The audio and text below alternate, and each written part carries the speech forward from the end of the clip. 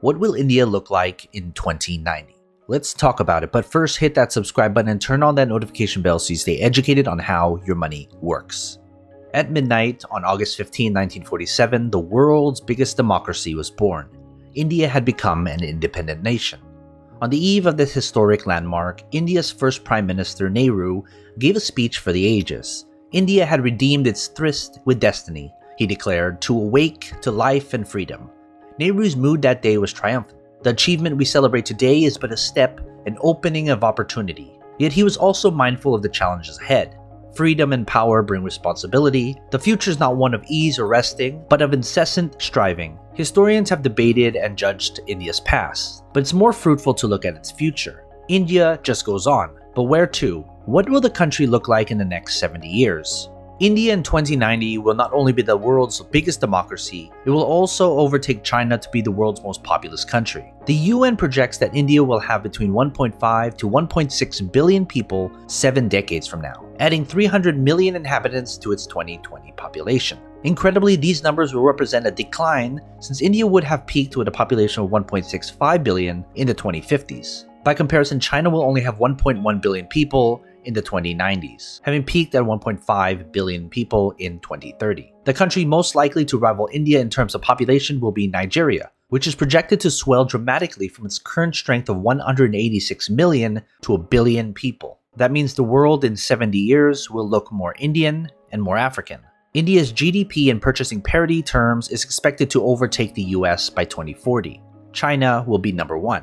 India will emerge as one of the world's greatest consumers. Strides will be made on several crucial indicators. Take illiteracy, for example. The country's 2011 census recorded 273 million citizens who are unable to read and write, representing 26% of the population. This may sound bad, and it is, but it represents a great improvement. 35% of Indians were illiterate in 2001, and 48% fell into that category in 1991. The improvement set to continue. Between 2003 and 2013, for example, the percentage of schools with toilets grew from 40% to 84%, while the institutions with electricity jumped from 20% to 45%. School enrollment reached 96.7%, suggesting that within a couple generations, illiteracy could finally be a thing of the past. Or maybe poverty too. For all the doom and gloom that seems to envelop the world in 2020, 250,000 people are lifted from extreme poverty every single day. A significant portion of this number comes from India. 46% of Indians were making less than $1.90 a day in 1983. That ratio fell to 38% in 2004 and 21% by 2011. These trends are almost certain to continue.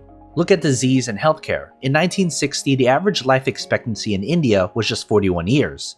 Back then, the average American could expect to live past 67. Today, Indians could expect to live to 69 and Americans to 79. Thanks to massive improvements in hygiene, medicine, and healthcare, Indians are now living nearly as long as people in the West. The next 70 years will see a continuation of this trend as access to drugs and technology continue to be globalized. Today, only a third of Indians use the internet, compared to 90% of Americans. This too will change. Thanks to a boom in cheap smartphones and mobile data, more than 1 billion Indians are projected to be online by 2025, representing about 75% of the country's population. Over time, this will have a transformational impact for Indians on a range of issues from education to efficacy, commerce to communication. But it's not all good news. While Indians in 70 years will undoubtedly be more literate, richer, healthier, and have more access to global technologies, India will also inherit some of the West's biggest headaches. Indian policymakers have long gotten used to a demographic dividend of young people. But what happens when the 600 million Indians currently under the age of 28 reach retirement age? Who will support them? This is all the more worrying given India's inability to create enough jobs. Will the traditional Indian model of older people living with their sons and daughters continue, or will India need to build homes for the elderly? Who pays for these homes and the attendant costs in healthcare and pensions? What happens to India's growth rate with fewer working-age men and women and a higher proportion of people to support? Also on demographics, will India be able to reserve its skewed sex ratio? The early evidence suggests things will actually get worse. India currently has 943 women for every 1,000 men.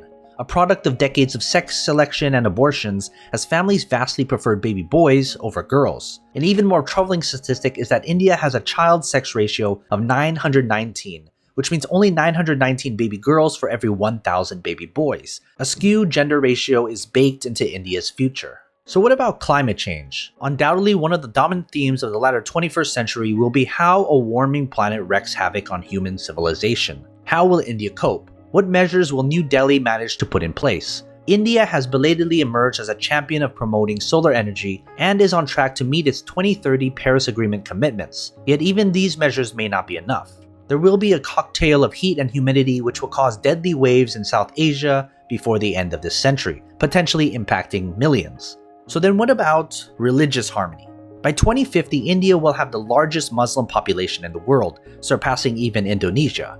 And yet India has been witnessing a clear, creeping trend of polarization between Hindus and Muslims, cases of lynching and mob violence. So how will India come to terms with the reality that it is set to be the world's biggest home of Islam?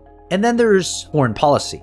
Nehru famously set a tone for India in the 1950s and 60s of being non-aligned with the great powers. As India has gotten more powerful, this ideology has been abandoned. In 2016, Prime Minister Modi didn't even bother to maintain the pretense of attending the non-aligned summit. Instead, India has gotten closer to the US and Japan and seems to be tussling with the bigger neighbor in China. So will this be the new great game of the 21st century? If current trends continue, India in 70 years will be at its most globally influential point since the Middle Ages. So what will this mean for global culture and for the struggle for resources and power? And this leads to human rights. Will India keep on being the home of the Dalai Lama and the Tibetan refugees? Will India speak up on religious atrocities? And will India speak up on the issues within its own borders, from the skirmishes and internet shutdowns in the Kashmir to the munitions parts of the restive Northeast? But these are all important questions for a still very young democracy to ponder as it embarks on another 70 years of growth. So then what are your thoughts? Will India look a lot different 70 years from now? Leave a comment down below and let's get a discussion started. And as always, take care of your money.